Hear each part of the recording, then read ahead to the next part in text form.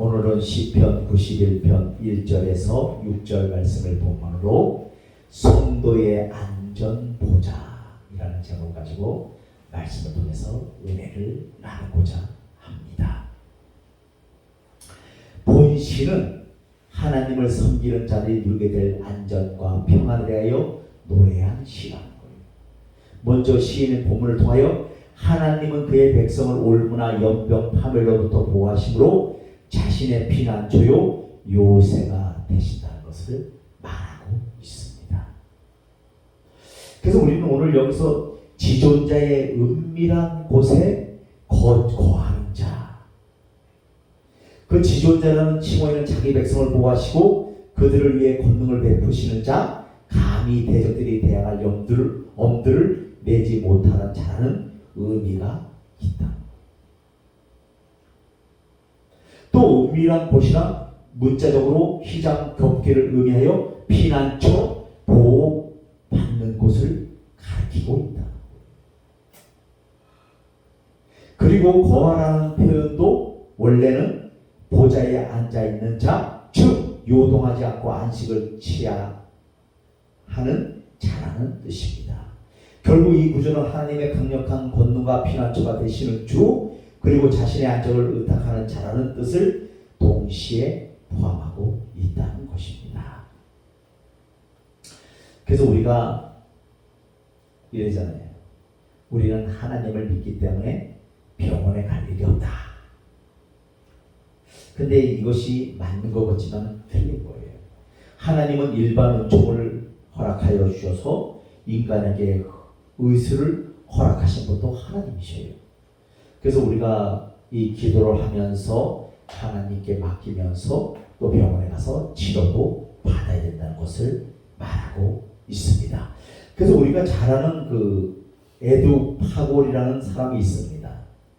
이 사람은 골프 황제예요. 지금은 타이거 우즈가 골프 황제라고 하지만 이 에스 파골은 지난날 골프 황제입니다. 근데 불의의 교통사고로 이 왼쪽 팔이 이 오른쪽보다 20cm가 짧아요. 그래서 사람들이 얘기합니다. 당신은 이제 골프 황제가 아니야.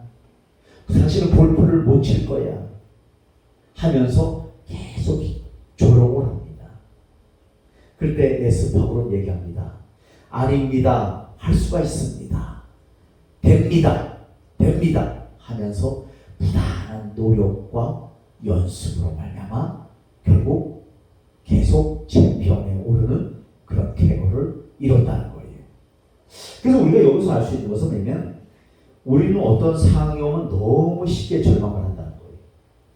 너무 쉽게 이렇게 절망을 하고 그리고 생각하는 것이 꼭 인간적으로만 생각을 해요. 이 사람 살아온 방식, 이 방식대로만 생각을 합니다. 아닙니다. 그렇게 하면 상처를 받게 되어 있어요. 그래서 우리 예수 믿는 사람들은 냉정해야 돼. 어디가? 이 마음이 냉정해야 됩니다. 정에 끌리고 인간적인 정에 끌리고 사람에 현혹되고 사람이 미혹되고 사람 비유 맞추고 이런 것이 아니라는 거예요. 하나님의 말씀이 들어가야 그 영혼이 소성하는 역사가 나타날 줄로 믿습니다. 바로 이것을 말하고 있는 것입니다.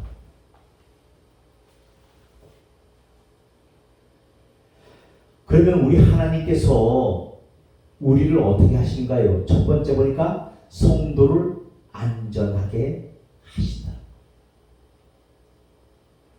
무엇보다 능력보다 보호하신다.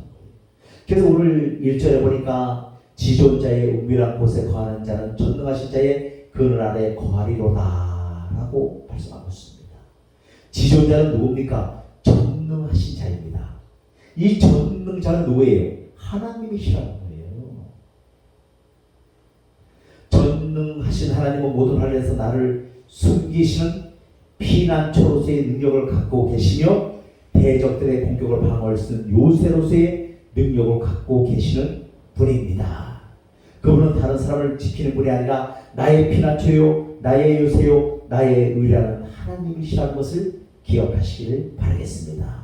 전능하신 하나님이 나의 하나님이 될 때 비로소 하나님이 나를 당신의 능력으로 지키신다는 거예요.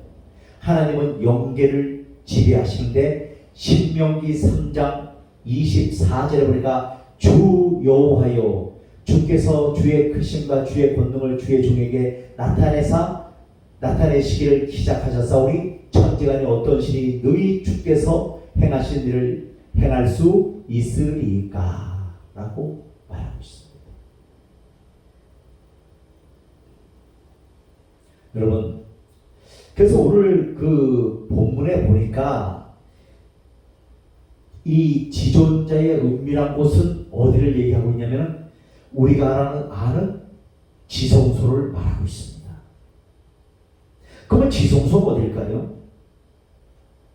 구약시대에 보면 제사를 드리는데 물두멍이 있고 성소가 있고 맨 마지막에 깊은 곳에 뭐가 있어요? 지성소가 있습니다.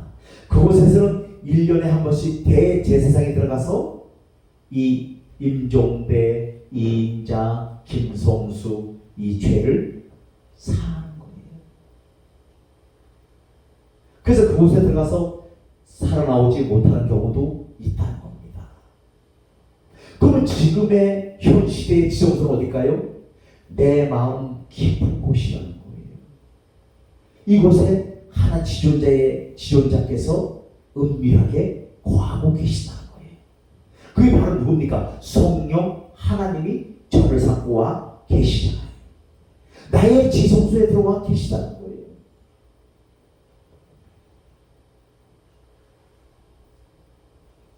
또 이는 하나님과 교통을 의미하기도 하고요. 또 요세브라는 이 언어가 있는데 이는 뭐냐면 자리를 잡다, 거주하다, 장착하다, 머무르다, 장소를 정한다. 그래서 그 성령 하나님께서 지성소를 삼으시고 우리의 심령 깊은 곳에 와 계셔요. 성령님은 우리의 연약함을 알고 계셔요. 우리가 넘어질 것도 알고 계시고 실수할 것도 알고 계시고 다 알고 계셔요. 그래서 우리는 성령님께 성령님 제가 이런 일을 했는데 상처를 받고 이렇게 마음이 아픕니다. 하나님 찾아와 주셔서 위로하시고 다시 한번 은혜를 베풀어 주시고 회복의 역사가 있게 도와주옵소서 하고 기도할 수 있는 우리 모두가 되시기를 간절히 바라겠습니다. 또 야샤브가라는 것이 있는데 그 말은 뭐냐? 숨기다, 감추다, 비밀스럽게 하다, 은밀하다는 얘기입니다. 그래서 또 한 그 명사가 또 있는데 세테르라는 명사가 있어요. 세테르는 무슨 명사냐? 은밀한 곳에 또는 비밀스러운 장소라는 뜻입니다. 세테르 하면 은밀한 장소, 비밀스러운 장소라는 거예요. 또 다른 뜻인데 첫째는 숨는 장소로, 둘째는 피난처로, 셋째는 보호물로, 넷째는 차폐물이라는 의미가 있다. 그래서 문맥상으로 보아 이 세상에서 가장 안전한 장소를 말하고 있다고 볼 수 있는데 곧 그 안전한 장소가 어디냐? 하나님 품이라는 거예요. 믿으시면 아멘. 하나님 품이라는 거예요. 세상에는 의지할 것이 없어요. 제가 늘 설교하잖아요. 우리 자식을 의지하면 안 돼요. 우리 김성수 목사님이 조금 전에 기도하신 것처럼 사람은 사랑할 대상이 아니에요. 의지할 대상이 아닙니다. 사랑하고 위로받을 대상이라는 거예요. 사람 의지하면 큰일 납니다. 아니에요. 내가 낳았다고 내 자식이 아니에요. 그거는 품 안에 있을 때 얘기고 지금 아닙니다. 놔야 돼요. 큰일 납니다. 꼭 기억하시기를 바라겠습니다. 그래서 오늘 나오잖아요. 우리가 의지할 것은 하나님 품밖에 없어요. 하나님 품에 있을 때 쉽게 말해서 성령님을 의지하고 성령님을 환영하고 성령님을 초청할 때 기쁨이 있고 희락이 있고 즐거움이 있는 줄로 믿습니다. 맞잖아요. 뭘로 다 기뻐할 거예요. 이 세상에 기쁜 일이 뭐가 있어요? 없어요. 뭐 먹는 거 잠깐입니다. 그렇게 기뻐할 게 아니라 성령님으로 기뻐할 수 있는 우리가 되어지기를 바라겠습니다. 그래서 하나님 품에 거하면 그 품이라는 것이 얼마나 그렇잖아요. 우리 생각해 보십시오. 하나님 품에 다 내가 안겼다. 그래서 주의 친절한 팔에 안기세 주님이 나를 다 안아주시면 무슨 걱정이 있겠습니까? 그래서 우리는 하나님 품에 안겨야 돼요. 그 품이 최고의 피난처고 보호처인 것을 기억하시기를 바라겠습니다. 그 다음에 엘리온이라는 뜻이 있습니다. 이것은 뭐냐면 올라가다 산에 오르다 자라나고 있다. 또 오르다. 이게 무슨 말이냐면 높은 곳에 계시는 하나님이라는 뜻을 갖고 있습니다. 높은 곳에 계시는 하나님의 뜻. 그래서 우리 하나님께서는 오늘 또 두 번째로 우리에게 어떻게 보호하시냐? 사랑으로 보호하시냐. 성령님은 우리의 연약함을 아십니다. 그래서 내가 넘어질 것을 아시고 쓰러질 것을 아시고 상처받을 것을 아신다는 거예요. 그래서 그분이 사랑을 의지해야 된다는 거예요. 하나님의 사랑은 뭐요? 독생자 외아들 우리 주 예수 그리스도를 십자가에 못 박히기까지 우리를 사랑해 주신 그 사랑이잖아요. 예수님이 십자가에서 피 흘려 죽으심으로 말미암아 우리의 모든 죄가 사함졌다는 것을 믿잖아요. 그 사랑을 우리가 기억하시기를 주 예수 그리스도로 부탁을 드리겠습니다. 그래서 4절에 보니까 저가 너를 그 깃으로 덮어주니 내가 그 날개 아래 피하리로다. 여기에서 깃과 날개는 하나님의 사랑을 의미한다는 거예요. 여러분, 우리 병아리 닭 있잖아요. 그 병아리를 품는데 어떻게, 알을 품는데 어떻게 품어요? 이 다른 것이 막 사람이 가면요, 이 기초로요 다 병아리를 보호하고요, 그 품으로다 딱 이렇게 엎드려서 이걸 안 보이게 감쌉니다. 바로 이 품이라는 거예요. 하나님은 하나님의 그 사랑이 뭐냐? 바로 우리를 그 깃과 날개로 덮으신다는 거예요. 허물도 덮으시고 잘못된 것도 덮으시고 하면서 가시다. 그게 하나님의 사랑이라는 것을 꼭 기억하시기를 바라겠습니다. 그래서 마태복음 23장 37절에 예루살렘아 예루살렘아 선자들을 죽이고 내게 파송된 자들을 돌로 치는 자요 암탉이 그 새끼를 날개 아래 모음같이 내가 내 자를 모려 한 일이 몇 번이더냐 그러나 너희가 원하지 아니하였도다. 병아리도 그렇잖아요. 이 암탉이 이렇게 품는데 거기서 자꾸 나가는 병아리를 어떻게 할 수가 없잖아요. 왜? 다른 사람을 많이 보호해야 돼. 다른 병아리를 보호해야 되기 때문에. 그래서 하나님은 안타까워하신다. 그래서 우리는 그 하나님의 깃과 날개 아래 머문다는 것은 뭐냐? 주 예수, 그 날개는 예수 그리스도시라는 거예요. 그래서 그분이 그 날개를 펴갖고 우리를 다 덮어줘야 돼요. 임종대가 잘못했을지라도 사단이 와서 막 조소를 합니다. 하나님 보십시오. 하나님이 봐주고 용서해 주니까 정말 저렇게 죄 짓는 거 아니겠습니까? 저를 가만두시겠습니까? 할 때 하나님께서 그 날개와 기치로 병아리를 품듯이 탁 덮어주는 아니다. 내 자녀는 그런 자녀가 아니야. 바로 이것이 하나님 품이야.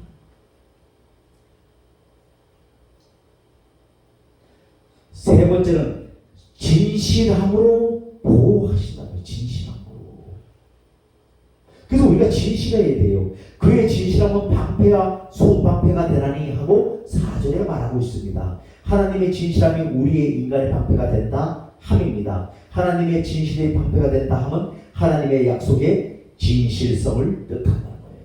하나님은 약속에 진실하신 분이에요. 하나님의 언약은 불변함으로 진실됩니다. 야곱에게 세우신 율례 곧 이스라엘에게 하신 영원한 언약이라는 거예요. 산들은 떠나며 작은 산들을 옮길지라도 나의 언약은 옮기지 아니하시리라고 이사야 54장 10편에 말씀하고 있습니다. 다른 산들은 다 옮겨갈지라도, 산들이 떠나며 언덕들은 옮겨질지라도 나의 자비는 내게서 떠나지 아니하며 나의 화평의 언약은 흔들리지 아니하리로다. 너를 긍휼히 여기시는 여호와께서 말씀하셨습니다. 하나님 우리를 불쌍히 여기시고, 그러니까 우리가 살아있는 거예요. 근데 우리는 노상 어떻게 해요? 자꾸 인간적인 생각을 해요. 인간적인 생각.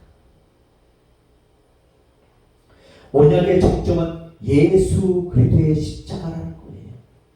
그래서 십자가의 대속을 통한 구속의 언약은 히브리서 9장 12절에서 15절 말씀입니다. 염소와 송아지의 피로 아니하고 오직 자기의 피로 영원한 속죄를 이루사 단번에 성소에 들어가셨느니라.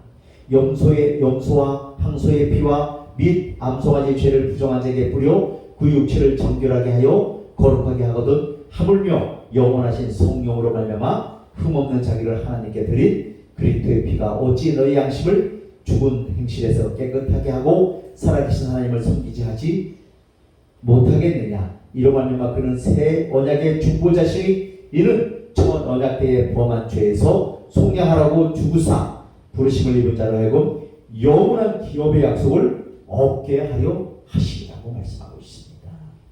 우리 그 인류의 대표되는 아담이 우리 믿음의 조상으로 왔잖아요. 왔는데 그가 선악과를 먹음으로써 어떻게 됐습니까? 에덴 동산에서 쫓겨나게 되었다. 그래서 두 번째 아담으로 오신 우리 주 예수님께서는 새 언약의 중보자시라는 거예요. 이는 천약 때 번한지에서 속량하라고 주구사 부르심을 입은 자로 하여금 영원한 기업의 약속을 얻게 하려 하십니다. 우리로 하여금 천국에 갈 수 있도록 인도하시는 하나님이라는 것을 말씀하고 있다는 것을 기억하시기를 바라겠습니다.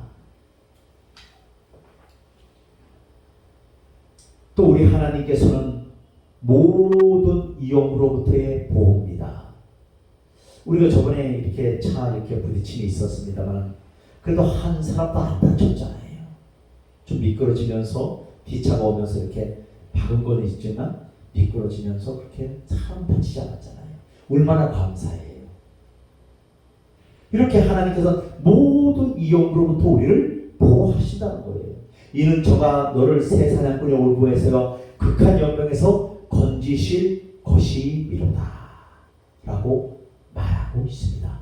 그래서 그 가장 높은 곳에 계시는 하나님의 비밀스러운 장소는 바로 하나님이 거하시는 하나님의 보호자라는 것을 기억하시기를 바라겠습니다. 그런데 이 비밀이 거하는 장소가 두 가지로 설명되어지는데, 첫째는 하늘 보좌를 의미하는 것과 둘째는 언약궤가 있는 지성소를 의미한다는 것입니다. 그래서 이스라엘 백성들이 하나님 품에서 평화와 영광을 얻을 수 있다는 사실을 보여주고 있다는 것을 기억하시기를 바라겠습니다. 그래서 새 사냥꾼의 올무는 육체적 위험을 뜻하고 있습니다. 영적 위험은 사탄에 의해 계획되는 범죄의 유혹을 가리키는데, 이 세상에서 가장 인간의 약점을 잘 알고 있는 사탄이며, 그런 인간들이 쾌락과 물질 그리고 권력에 약하다는 것을 알고 언제나 이런 것들을 미끼와 올무로 사용하고 있다는 것입니다. 영병은 구체적으로 당하는 각종 질병을 가리키는데, 이것도 역시 욥의 시험에 입각해서 생각할 때는 사탄으로부터 온 것임을 알 수가 있습니다. 그래서 욥기 2장 7절에 보니까 사탄이 이에 여호와 앞에서 올라가 욥을 쳐서 그의 발바닥에서 정수리까지 종기가 나게 한지라라고 말씀하고 있습니다. 여러분, 욥이 얼마나 동방의 의인이고 잘 살았잖아요. 그래서 그 욥이 얼마나 신실한 자인가 하면, 자기 그 아들들이 7명입니다. 딸이 3명이에요. 그게 10명입니다. 통합. 근데 그 아들들 생일날 욥이 막 잔치를 열어줍니다. 성대하게 잔치를 열어주는데 그 끝나고 나서는 혹시 하나님 앞에 범죄했을까봐 하나님 앞에 번제를 제사를 드리는 것을 볼 수가 있어요. 이렇게 철저했던 욥입니다. 근데 어느 날 갑자기 상황이 와갖고 짐승떼가 다 죽었습니다. 바람에 다 날려갔습니다. 뭐 농작물이 피해를 봤습니다. 누가 사한이 죽었습니다. 막 이런 일들이 길어요. 그러면서 오늘 욥기 2장 7절에 보니까 뭐라 그래요? 그 종기가 나고 정수리까지 종기가 발바닥에서 정수리까지 났다는 거예요. 온몸에 다 종기가 났다는 거예요. 그러니까 그 부인이 뭐라 그래요? 너 차라리 하나님을 욕하고 죽어. 왜 이렇게 사내 이특 막 하면서 욕하잖아요. 그러면서 떠나가는 것을 볼 수가 있어요. 그래서 그 욥기 40장 하반절에 보니까 뭐라 그래요? 내가 눈으로 귀로만 듣던 하나님을 눈으로 배웠나이다. 이렇게 고백하잖아요. 그러면서 나중에 보니까 그 욥기서를 쭉 읽어보니까 욥기가 나중에는 복을 어떻게 해요? 더 갑절로 복을 받아갖고 잘 되는 이런 축복의 역사를 이루는 것을 볼 수가 있습니다. 여러분, 이렇게 우리 하나님께서는 우리를 영적, 육체적으로 다 보호하고 계신다는 사실을 믿으시기를 바라겠습니다. 또 한 가지는 공포로부터의 보호예요. 인간을 파멸시킨 것 중에 하나는 놀램과 두려움이라는 거예요. 다른 게 아니고 인간을 공포로 몰아넣는 것은 놀램. 우리 이인자 성도님도 많이 놀라실 것입니다. 왜? 그렇게 생각을 안 하고 왔는데 그렇게 생각을 안 했는데 거의 우리 인간들은 다 보편적으로 그렇게 생각을 안 하잖아요. 그래 갔는데 이건 뭐 역반응이 일어났으니까 그 놀램과 두려움이 이것이 인간을 파멸시킨다. 그러다 보니까 뭐가 와요? 아휴, 나는 이제 의지할 데도 없고 살 소망도 없고 이럴 때가 바로 하나님을 만날 때인 줄로 믿습니다. 이럴 때 하나님 만나요. 아버지, 나는 아무것도 갈 수가 없어요.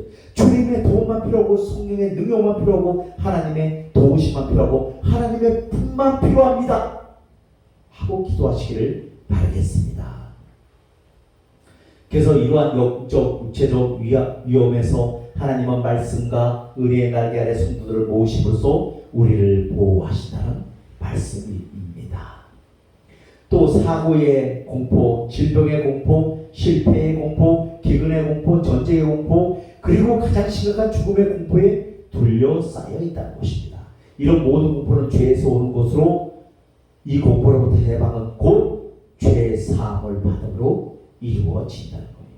그리스도 예수 안에 있는 생명의 성령의 법이 죄와 사망의 공포로부터 인간을 해방시킨다는 사실을 꼭 기억하시기를 바라겠습니다. 이것이 곧 하나님의 방패. 그래서 오마르라는 뜻이 있는데 말하다, 언급하다, 선언하다. 이를 해석하면 그가 말하였느니라. 오마르라는 것은 하나님께서 말씀을 하셨다. 너희를 지키시고 사랑하신다고 말씀하셨다입니다. 또 마으시가 있습니다. 마으시라는 뜻은 피난처, 숨다. 그래서 결론적으로 뭐냐? 나의 피난처가 되신다. 누가? 하나님이 나의 피난처가 되신다. 내가 보호받고 내가 피할 곳은 하나님의 품이라는 거예요. 그럼 하나님의 품이 구체적으로 어디예요? 성령님이 거하시는 존이잖아요. 그러면서 교회잖아요. 이 교회 와서 예배를 드리고 이 교회 와서 어떻게 돼요? 찬송을 하고 이 교회에서 기도할 때 하나님은 들으시고 응답하시고 보호하시고 인도해 주신다는 거예요. 이 세상에 안전한 곳이 있어요, 없어요? 없습니다. 언제 우리에게 무슨 일이 일어날는지는 우리 아무도 장담할 수가 없습니다.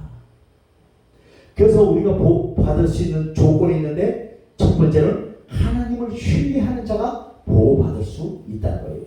하나님의 보호를 받은 조건은 하나님을 피난처 요새 방패로 신뢰하는 믿음뿐이라는 거예요.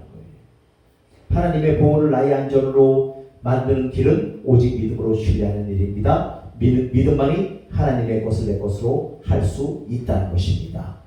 두 번째는 하나님의 비밀을 알아야 된다는 거예요. 하나님의 비밀은 예수 그리스도의 십자가라는 겁니다. 그래서 고린도전서 2장 6절에서 8절 말씀해 보니까 그러나 우리가 온전한 자들 중에서는 지혜를 바라오니 이는 이 세상의 지혜가 아니요 또 이 세상에 없어질 통치자들의 지혜도 아니요 오직 은밀한 가운데 있는 하나님의 지혜를 말하는 것으로서 곧 감추어졌던 것인데 하나님이 우리의 영광을 위하여 만세전에 미리 정하신 것이라. 이 지혜는 이 시대의 통치자들의 한 사람도 알지 못했나니 만일 알았다면 영광의 주를 십자가에 못 박지 아니하였으리라. 그래서 하나님은 하나님의 영광이 아니라 우리의 영광을 위하여 미리 감추어 놓으신 것이라는 것입니다. 이 지혜가. 그래서 우리는 이 십자가 하나님의 말씀 속에 있는 비밀이며 하나님의 사랑 속에 있는 비밀이며 하나님의 섭리 속에 있는 비밀이고 인간과의 믿음의 교제 속에 있는 비밀이 바로 뭐요? 이 십자가라는 거예요. 십자가. 이 십자가가 곧 지존자의 은밀한 곳이며 전능하신 자의 근리라는 것을 기억하시길 바라겠습니다. 그래서 말씀을 정리하고 마치겠습니다. 우리는 이 보호받을 수 없는 험한 세상 가운데 어떤 공포와 질병과 모든 것에 노출이 되어 있습니다. 언제 어떤 일이 일어날는지 우리는 아무도 장담할 수가 없고 알 수가 없습니다. 이 가운데 하나님을 의지하시기를 주 예수 그리스도로 축원드리겠습니다. 아멘.